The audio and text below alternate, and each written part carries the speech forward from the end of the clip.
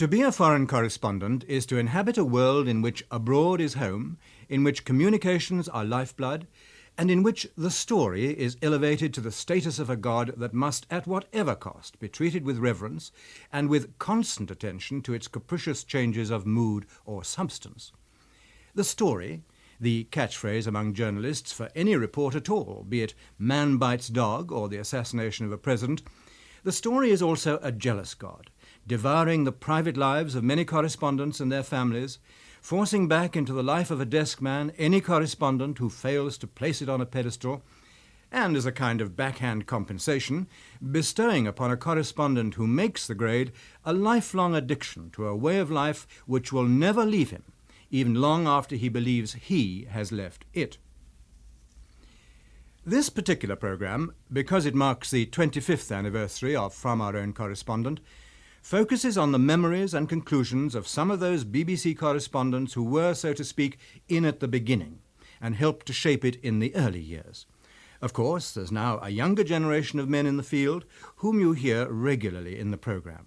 There are at present more of them than ever, and they typify the BBC's belief that there's no substitute for reporting by a corps of correspondents stationed in countries throughout the world.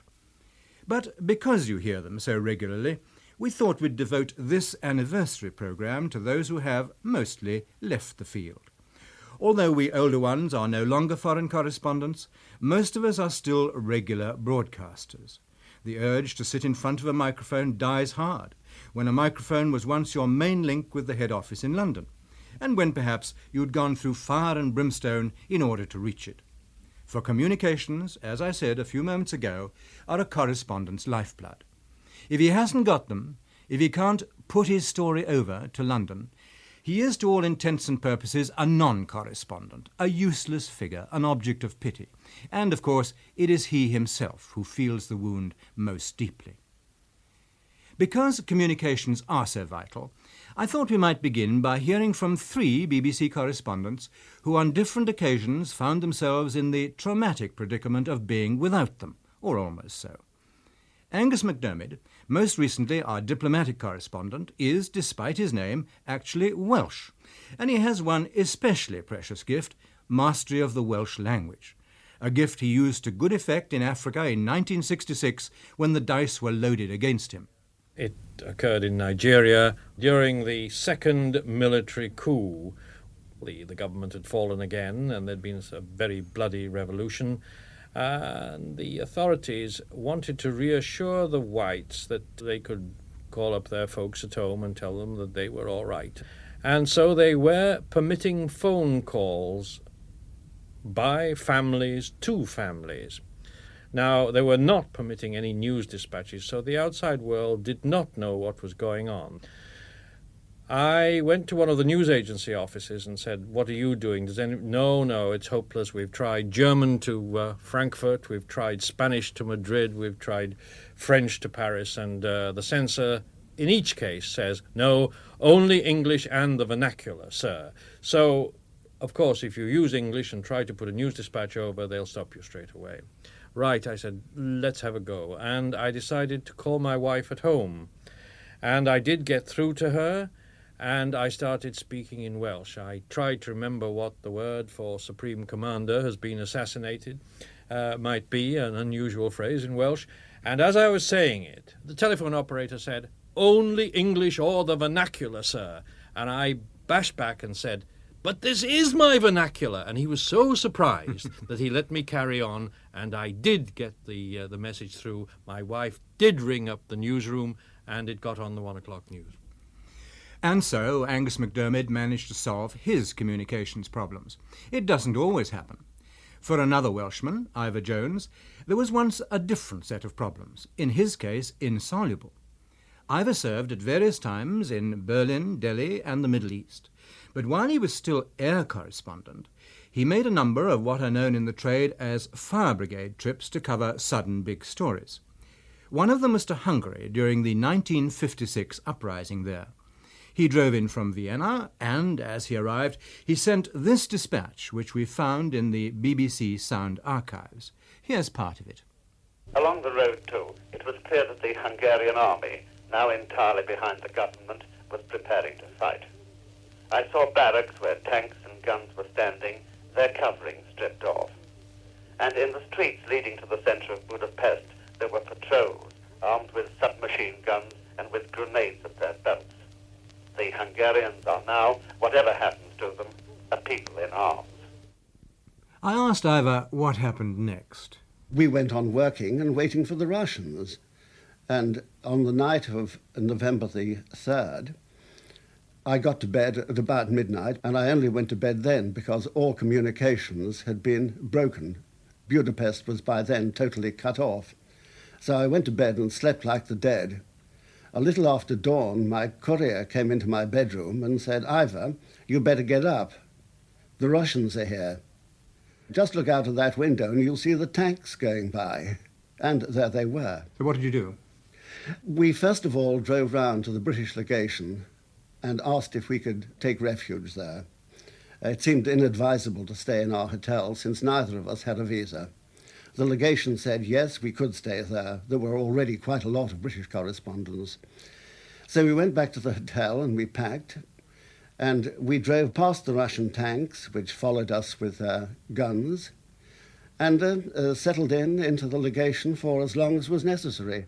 And presumably during this time you were completely out of touch with London. Totally, although the legation itself had its private radio transmitter, which sent a message saying that we were all in there and safe.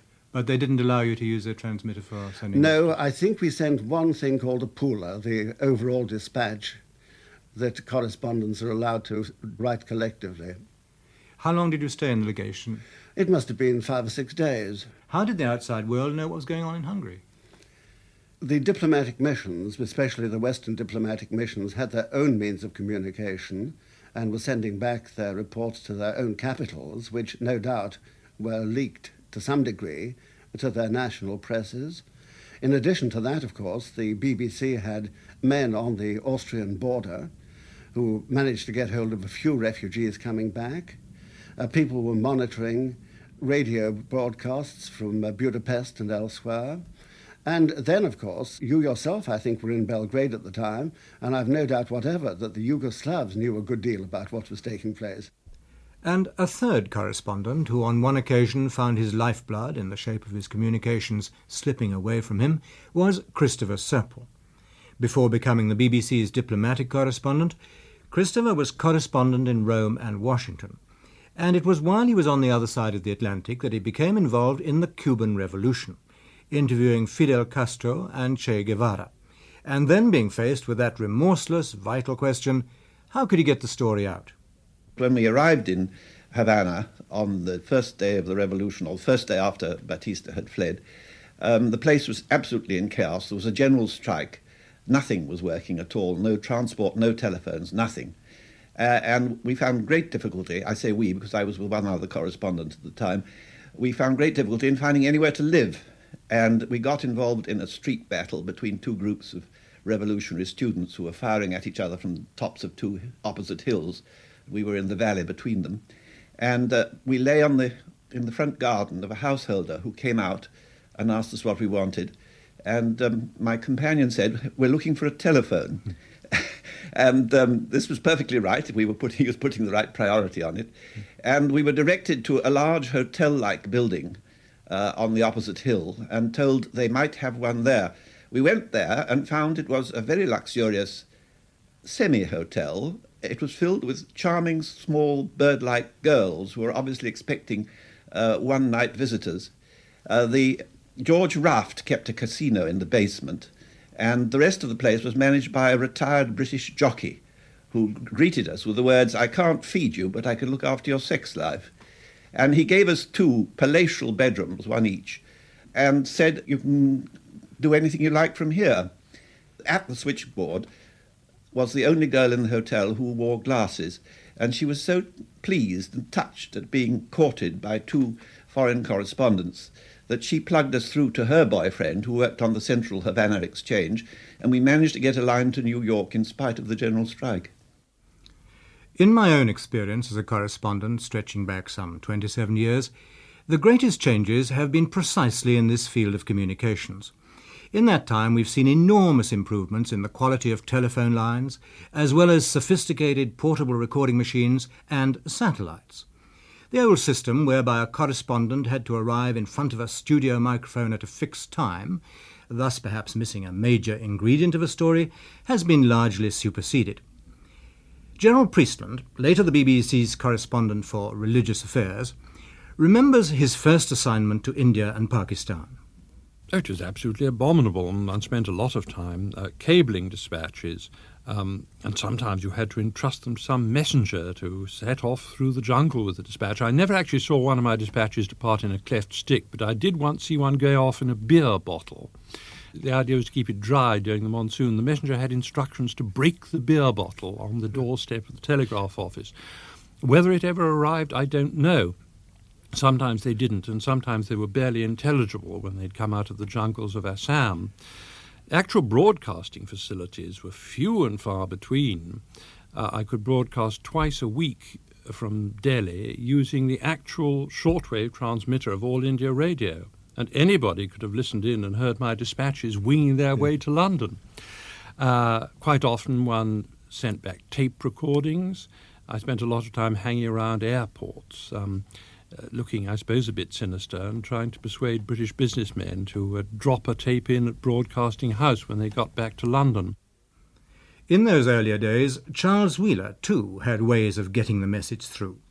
Like Gerald Priestland, Charles served in India before eventually becoming Washington correspondent, and, like Gerald, he had his problems. I remember, for example, years ago, I suppose in the very early 60s, being out in the wilds in Sikkim and having to get a piece from our own correspondent back. And the only way I could do it was to get a man who couldn't speak a word of English to tap it out in Morse. And it took all night. And it was tapped out in Morse to Calcutta, where it was then presumably transcribed by somebody and put on a cable. Now, that kind of thing you wouldn't have to do anymore. You'd have to go really to even in outer Mongolia, you'd find a telephone box somewhere and you could get a call through. So that it's become much easier. It's become much simpler. And Angus McDermid spent much of his earlier career covering parts of Africa, such as the Congo, where telephones were as rare as a white face at the height of the troubles there. How does he see the changes? A very big portion of the continent was opened up to immediate communication when the undersea cable was extended to Cape Town. That made a tremendous difference. And in America, of course, if you get, as we have now, the direct line to New York, it means that the whole of South America, North America, the Caribbean is open to you for dialing from London. And there is a tremendous field there for communication. It's immediacy in its finest point. There's one very special aspect of communications we haven't yet dealt with: censorship.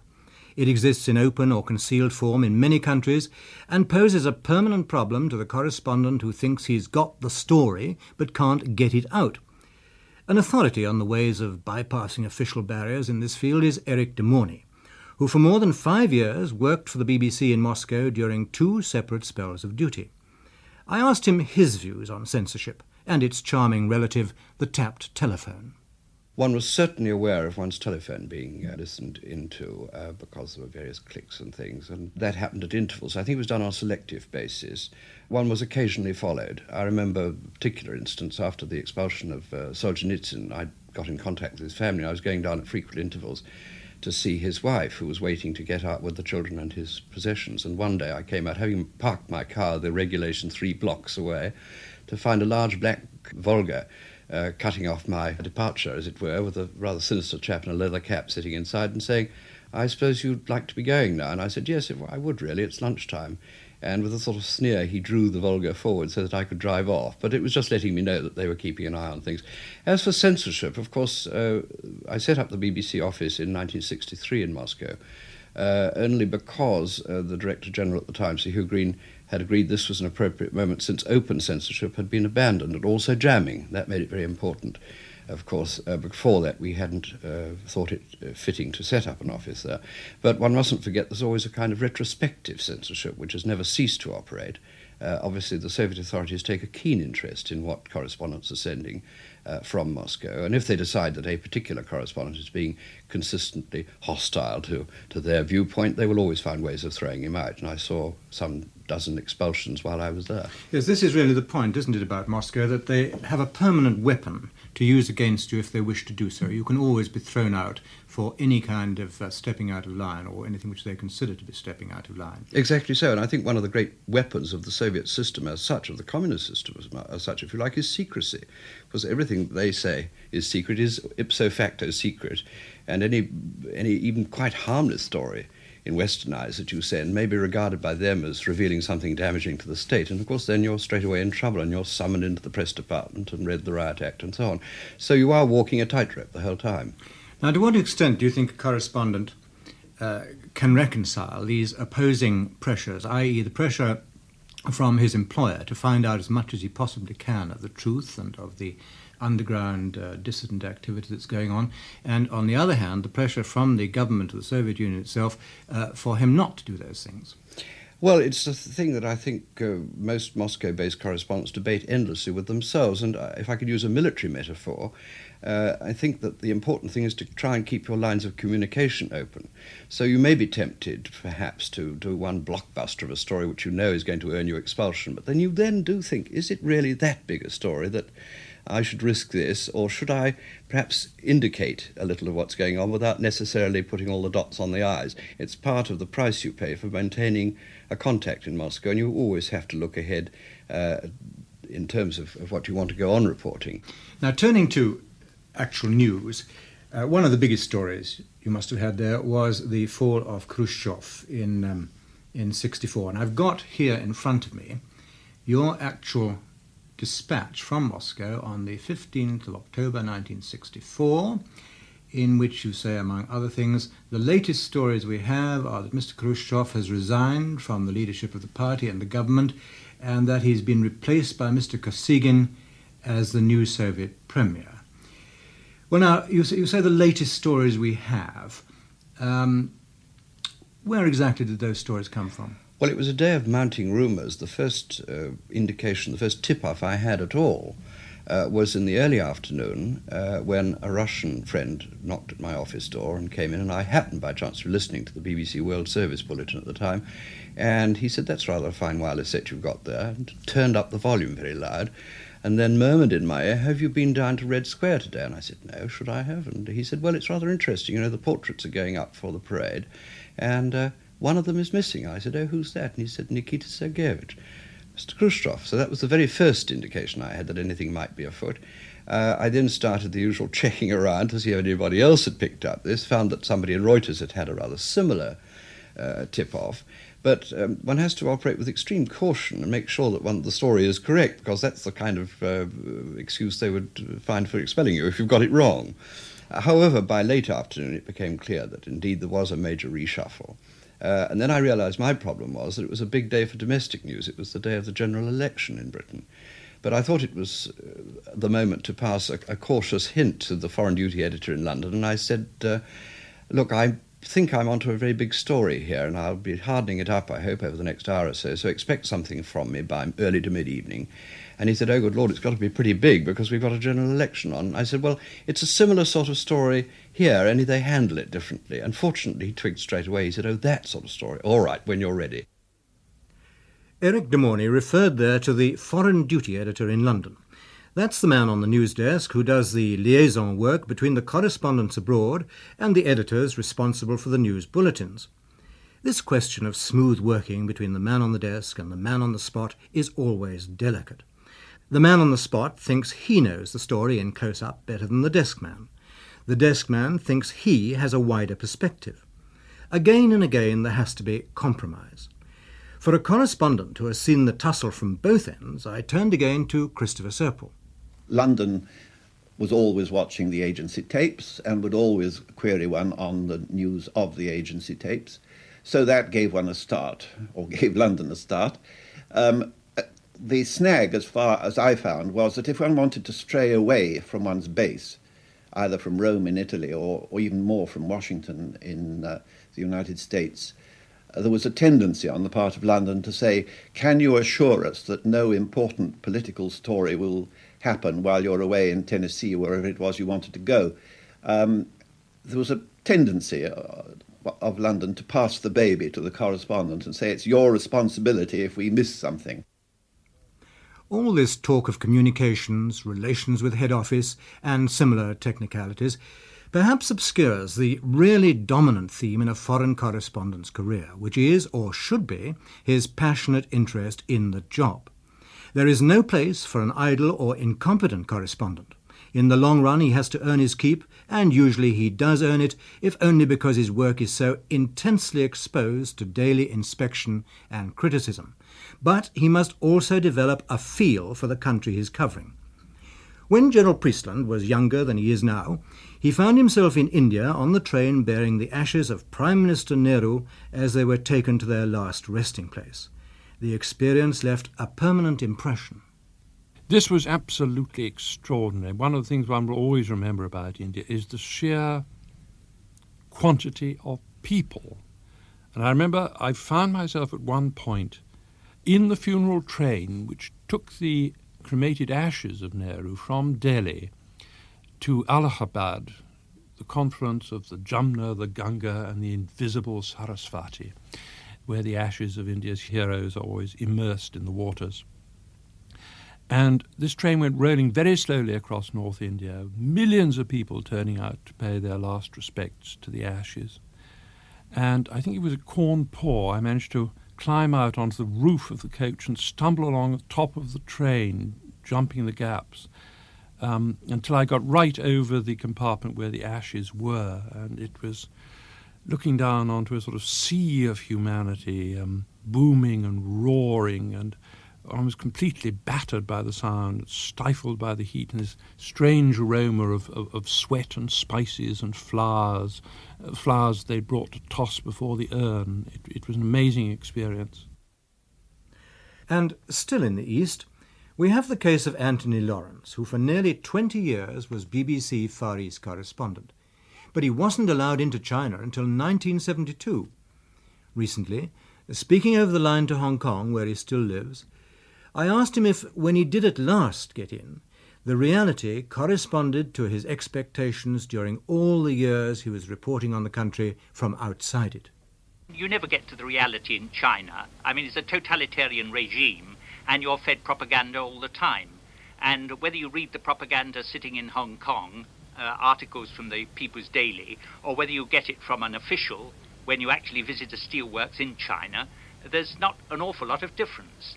Of course, it's very impressive to actually see the landscape of China, to see the great rivers and all that they've achieved, the huge reservoirs and the bridges and the buildings and the collective farming, all this kind of thing. But one had read about it all before. So there was a feeling that I really know it all. That was the feeling one often had during one's first visit to China. Of course, Hong Kong is a rather special place from which to do one's China watching. Hong Kong is, after all, full of Chinese people, many of whom have relatives on the mainland. So one did gradually, as one made more contacts among the Chinese people in Hong Kong, acquire a vast amount of quite good human information about what life was like on the mainland. But there was a certain anticlimax when one actually went. One was terribly glad to have got in at last, but here it all was as one had expected. And sometimes the impact made on a correspondent by the country he's covering can be given new and unexpected reinforcement by some traumatic experience which reveals a totally new aspect of its inhabitants. Douglas Stuart, later of the World Tonight programme, was our chief Washington correspondent in the era of John F. Kennedy. When the president was assassinated, he was on an assignment elsewhere on London's orders. Here's part of the report he filed when he heard the news. I've just flown back to Washington, half across the United States from the Middle West. With a group of foreign correspondents, I'd been down a coal mine in southern Illinois near the Mississippi River. On returning to our hotel, we were horrified to hear the news of President Kennedy's assassination. But not the Americans in the hotel. They seemed unmoved, almost don't care. Well, after listening to that old broadcast only recently, I asked Douglas why Americans didn't seem to care. I think that there are two reasons. Outside the United States, President Kennedy was regarded as a hero of the Western world. He had been the victor over Khrushchev and the Russians during the Cuban Missile Crisis. He stood for the West and for freedom. In the United States, he was a president who had run into great problems. His legislation in Congress was not going through. He was completely blocked. And it was coming time, when he went on that fateful day to Dallas, for him to be thinking in terms of the coming presidential election in 1964. And there were those in the United States who felt that it was quite likely Kennedy might be a one-term president. He was a man who many liked and many detested. The whole idea of Camelot, of the great Kennedy years, that was not how people thought at the time he was alive. And so there was quite a different reaction. There's another thing, too. The United States is such a huge country. It takes time for an event to percolate. And it was only when the newspapers, which I read in Philadelphia in the early morning before coming to Washington to make that broadcast, it was only when the newspapers brought it out that people began to realize what had happened. And then above all, it was television and radio telling them, almost exhorting them to be sad, that created the whole sort of Kennedy phenomenon of grief. But prior to that, people were very divided about him. Why did you yourself decide to stop being a foreign correspondent? I'd been doing it for 16 years. I had been in the United States for nearly 5. The Kennedy assassination was traumatic. I had been very involved, and somehow or other the thought of the Johnson years was not attractive. And secondly, I was very tired. Reporting in the United States was not just the political story, it was every story. You had to be ready to jump on a plane at any moment, and I just felt that I couldn't go on very much longer. I had lost the taste for it, and when you lose the taste for it, I think then you have to go. All foreign correspondents can look back on some experience as being of deep personal significance as well as of professional interest. For Angus McDermid, his early days in Africa were decisive for much of his future thinking about that continent. Here he is reporting in 1960. This is Angus McDermid speaking from Leopoldville in the Congo, where this morning the government has changed again. Last night's military coup, in which the Lumumba government was summarily neutralized, has apparently failed. Troops are on many street corners, especially in the African center of the city, and steel-helmeted riflemen are ready in the prone position with their weapons trained on the approaches to this radio station as I speak. And Angus now freely admits that his whole perception of African affairs was transformed by such experiences. I knew that things were happening all around me. I felt I wanted to know more about it. I wanted to specialize in African affairs. And I had the advantage of being able to move all over Africa for, I suppose, a period of about 12 years. Very few people in Africa, the expatriates, know about the continent as a whole. But the journalist, if he specializes, can move about and know about what's going on in other African areas, which few white people ever do. Now, if you ask, did I have a mission at the time? Well, I wouldn't say that. But at least I was abreast of current affairs. I had a responsibility in that all my dispatches were coming back on the short waves to where I was sending them from. So I had to be accountable for what I was saying, otherwise I'd be in trouble. And I did have a distinct feeling, which is rare, I think, among foreign correspondents, that in some instances what I was saying did affect the course of events. Did you feel that also as regards Johannesburg, where you were for a time? The means of communication were very well established from South Africa, and there were many other correspondents there, so I was not in any way unique. But in other parts of Africa, very frequently, I was the only correspondent, and there's much more of a responsibility then to assess some situation when you're on your own. It's a very lonely job at times, and how do you exercise that self-discipline that you must have without any direction from the office? Your only guide is your conscience. How do you assess what anybody tells you is true? You have to listen to all the rumours. You don't have to believe them, but you have to give them a kind of assessment of truth, and you have to select very carefully.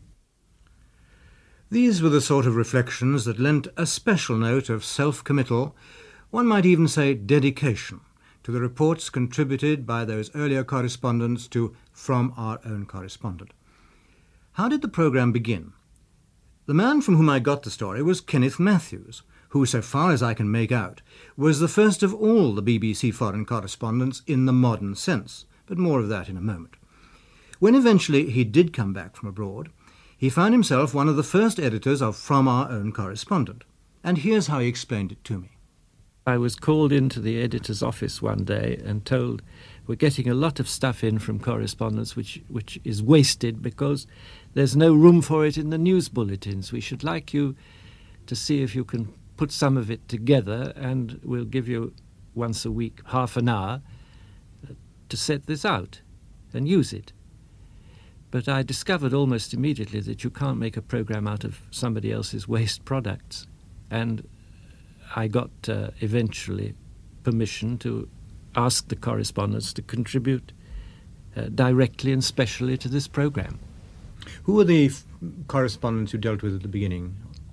I remember very vividly the first of them, and he was Tom Cadet, who was our senior correspondent. He was based in Paris as our correspondent in Paris.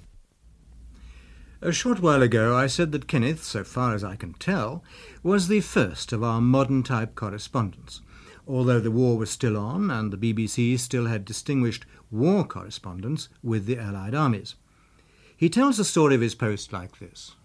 The war had come to a turning point. The BBC decided that there would be a corps of correspondents eventually, a corps of resident correspondents scattered throughout the world. And mine was the first. It was to be based in Cairo because Cairo had just been liberated from the enemy by the Battle of El Alamein and what followed. And there was a fair certainty that as a basis for reporting the end of the war in that part of the world, it would be a very useful exercise. So out I went in the summer of 1943 on one of the first convoys which went right through the Mediterranean. We were bombed on the way, but we arrived safely.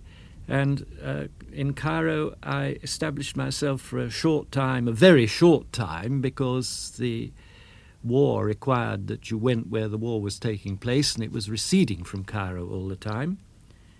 And that was why I soon found myself in German-occupied Yugoslavia and eventually in German-occupied Greece before the war ended. But during this period, you did take part, didn't you, in a meeting at Tehran between Churchill, Roosevelt and Stalin. Can you tell me what actually went on there from your point of view? Well, we didn't get to Tehran, the correspondents didn't. This was one of the most secret and important conferences of the war, and I suppose it was my first big story, but both the American and British correspondents who were assigned to the story never got out of Cairo, and the story was brought back to us there. But the world was waiting for us, and I must say the stories we sent out from Cairo about Tehran were probably got a bigger distribution than any other story that I handled for many years. How did you actually send them out? Well, it was one of those days when the radio link worked. I must tell you that this was a very dicey operation altogether. The studio was operated by two Armenian engineers who worked very hard and very ingeniously with a great shortage of spare parts. And we reckoned that about one transmission in 4 was of broadcasting quality. Well, it happened that day when we were able to let out the news of the Tehran conference that the link was in good order. And in fact, our dispatches that day were broadcast in voice all over the world. Well, then, for 3 months, you were in the mountains of Yugoslavia with Tito's partisans, and I think later you were kidnapped by the communists during the Greek Civil War in the late 40s. Could you tell me a little more about that? It was at the very climax of the war that this adventure took place. It was an accident, I think, that I was picked up in Mycenae by a wandering band of rebels, and I was taken for about 16 days walking across the hardest mountain territory in southern Greece, and released only because I happened to have known and to have entertained once the communist general. But what was the reaction in the BBC to this sudden disappearance? Well, they weren't very pleased about it. It was represented to me that if you broadcast stories about communist organizations behind their lines, you were encouraging the kidnapping of correspondents in other guerrilla wars. I don't quite follow the reasoning there. No, I don't say that I did. When Kenneth Matthews became a BBC foreign correspondent, it was at a time when no one had yet given much thought to the problem of families. But correspondents are not a special race of men.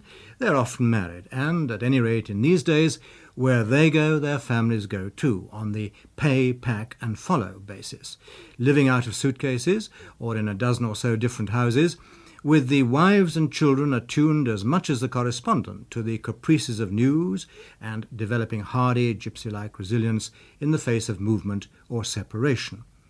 I asked Gerald Priestland, whose wife and 4 children trotted the globe with him, how he coped with the problem. One of my cliché jokes is that you can't be a good foreign correspondent without a good foreign correspondent's wife, preferably your own. It's a very stressful job. And I can think of 2 or 3 colleagues, not necessarily in the BBC, who really had to abandon their jobs because their wives simply could not take it. I was very lucky in this respect. But I've always felt that a correspondent must live in his territory thoroughly, 3-dimensionally, and this means living with his family in a territory. And this is not just for his own personal comfort, but because he learns an awful lot that way. For example, when I was in India, in the United States even more so, my children were going to American schools. They would bring American children home for tea. Those children's parents would come to collect them. I would meet ordinary Americans in that way who I wouldn't have met around the corridors of power or at embassy parties. My wife became involved in the PTA, in neighborhood family life. She ended up actually teaching art in a black ghetto school in Washington, the only white woman there in a school where teachers were shot in the playgrounds. Now, she learned a lot about art in Washington, and I learned an awful lot through her. When you've built up a traveling team the way we did, myself, my wife, and 4 children, it does add great strength to the family, and I think it gives the children something that they never lose later in life. And then I turned to Anthony Lawrence, whose beat was the whole of the Far East. When I first went out to the Far East, there was only the one man in Singapore. We had nobody in Tokyo, of course nobody in Peking, and nobody in Hong Kong. So one was travelling an enormous amount, and that meant long absences from home, and that's never very easy. Fortunately, we found Singapore a very friendly place, and my wife likes Asian people very much, and so she developed a lot of friendships there. And then when we came up to Hong Kong, she took a course in Chinese and Mandarin, of course, which isn't so useful for Hong Kong, but her friends are mostly people who come down from Peking and from the north. But this, again, has made life extremely interesting for her. But that didn't alter the fact that I was always away a great deal at the time, down in Vietnam, and it wasn't always very comfortable down there, I can tell you. Only some years ago, I got over my great dislike of flying, so I was really in that respect, a terribly bad choice for Far East correspondent. And now I've retired from the BBC. It's great delight for me because from our house you can see the airstrip, Kai Tak Airport, and you can see all these planes taking off for all these uncomfortable places, and I'm not on them. And this is a source of great satisfaction to me. Tony Lawrence, speaking on the line from Hong Kong. For Douglas Stuart, there was the problem of getting his children actually recognised as being made of flesh and blood. As a foreign correspondent, you had all sorts of very nice perks. But the BBC was very strict. For example, it took no notice of whether or not you, as a foreign correspondent, had children. I had 3. All that it agreed was that a man and his wife had a notional child, and that was taken into account when agreeing allowances.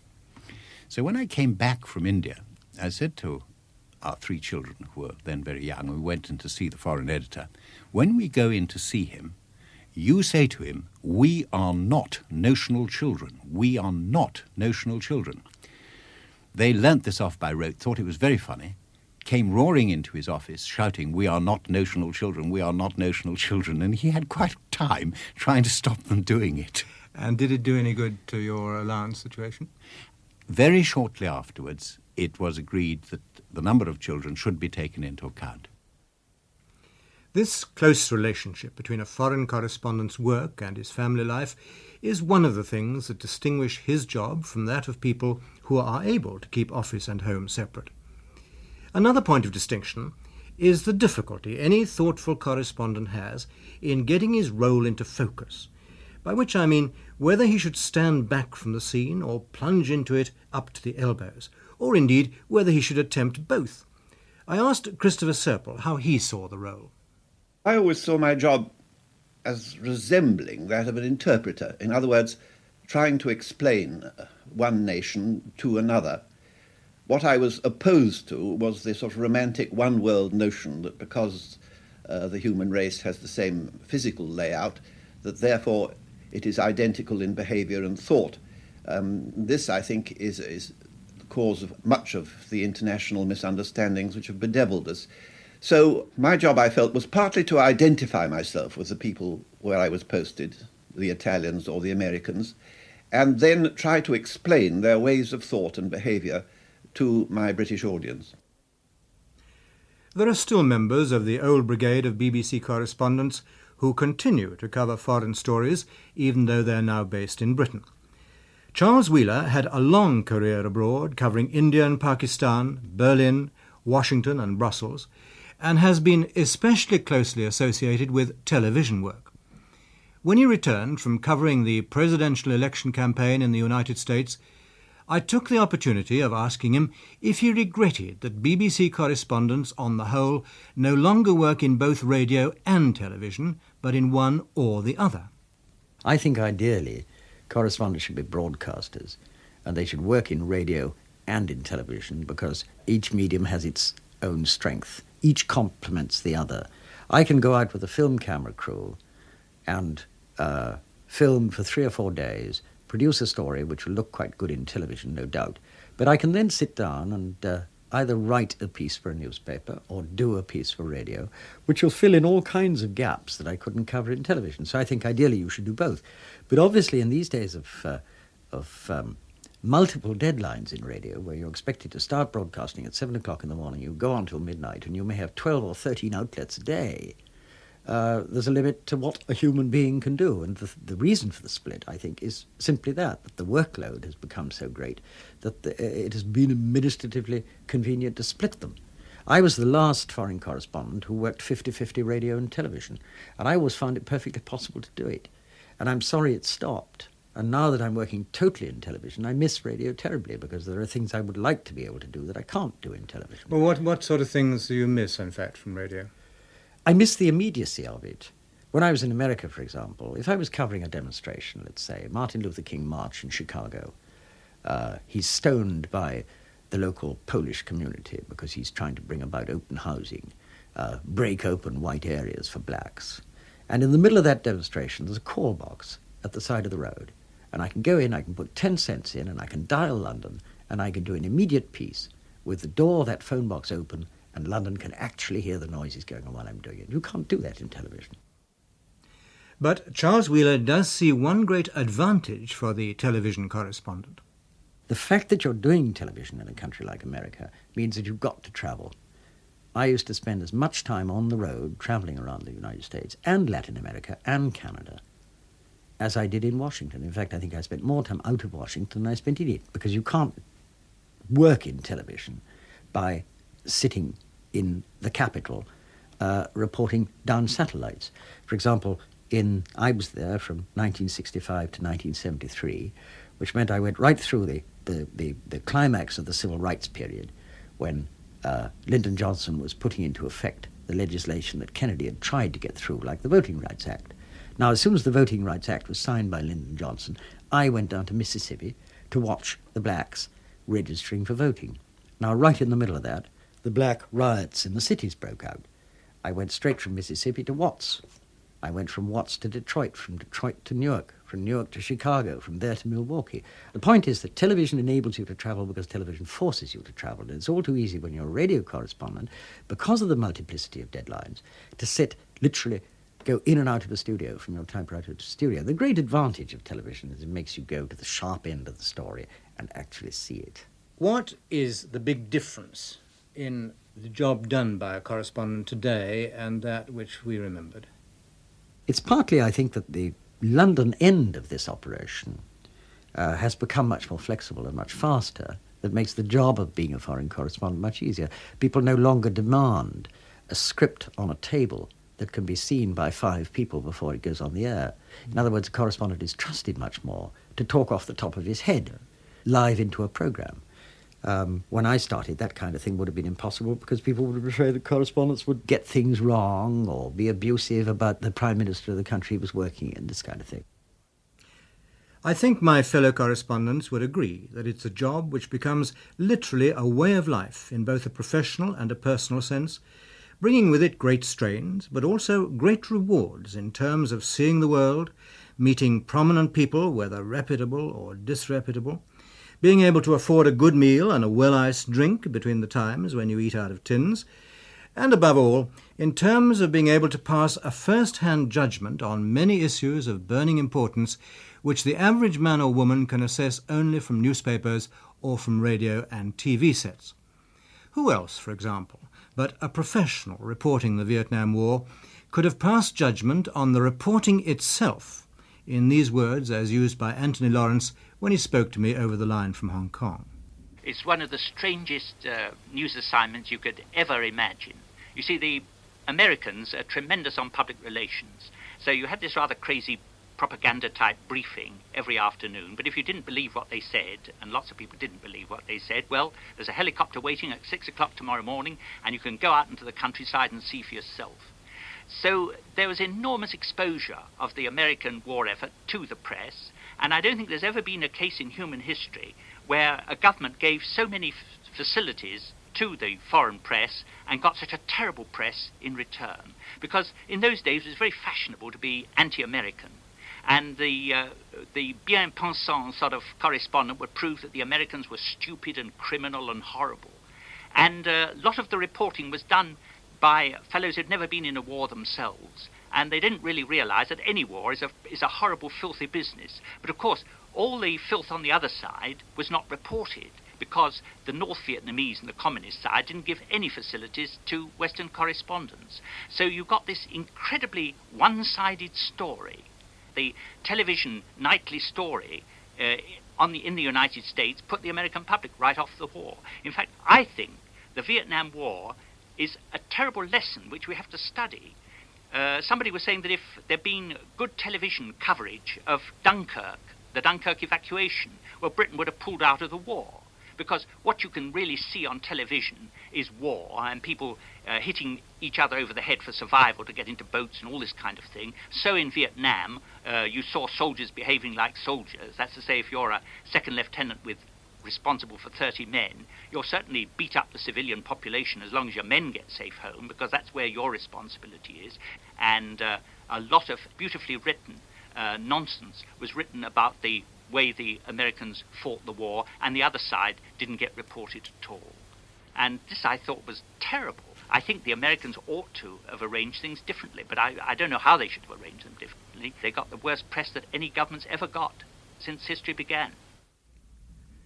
When the last story is filed and the last seat is booked to the back of Beyond or the end of Nowhere, there are always the memories, the good times and the bad times, and the thousands of times that were neither good nor bad but just sheer hard slog. None of us will ever forget certain stories, nice or nasty. Well, the most horrible story, without a doubt, occurred when I was in Vietnam. I remember one day hearing a great bang in the street not far from the hotel. I think it was in the flower market in Saigon. And going out to the market and at first thinking that nothing had happened because the vegetable sellers were all sitting cross-legged by their displays.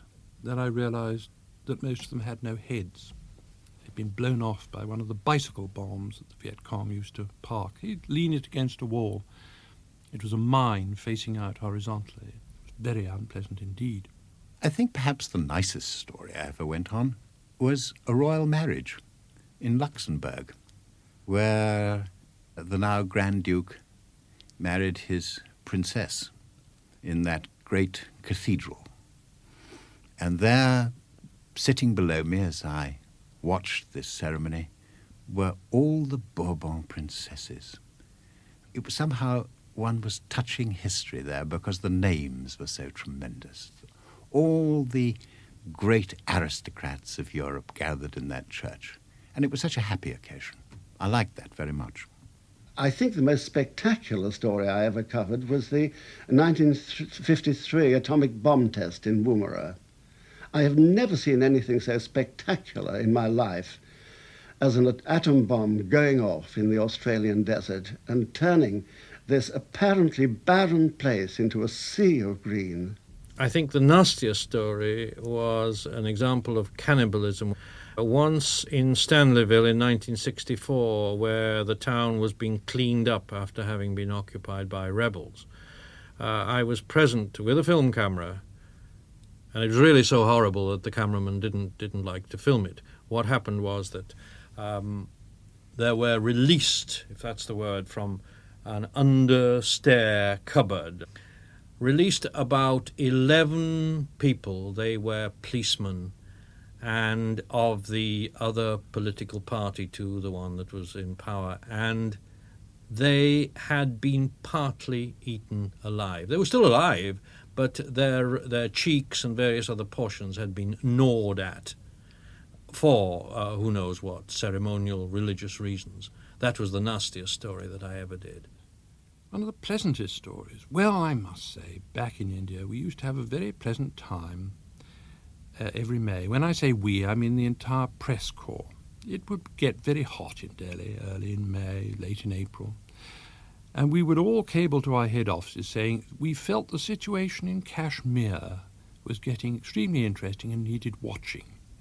So we would all get back permission from our editors. We would proceed to Kashmir, hire houseboats around a lake, entertain each other, do a little light reporting, confirming each other's impressions that indeed the situation needed watching, and when things got cooler in Delhi, we reported that the situation had now calmed down. The one I look back with most pleasure on is probably the summer with Tito's partisans.